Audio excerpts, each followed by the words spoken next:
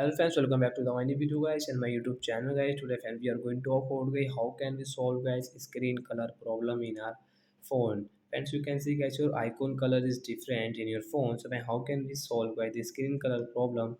Today guys I am going to show you guys in this video guys. So before starting video friends, first of all go and subscribe the channel guys, click the bell icon and like the video. So friends, now let's see how can we solve guys this problem guys. So guys we call it guys this color correction problem. And friends, now let's see how can we solve color correction problem in our phone. Open your phone setting guys and guys scroll it. Friends, you can see this type of setting. Friends, click on guys your phone accessibility setting guys. Then friends, you can see guys your visibility. Friends, scroll it again. Friends, you can see guys this color correction guys, tap here.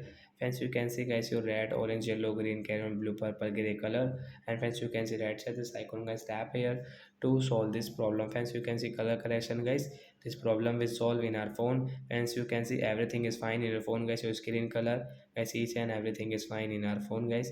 You can see your phone icon color, phone screen color. So like that guy, we can solve guys this color correction problem. So that's it guys, thanks for watching the video. Bye bye friends guys.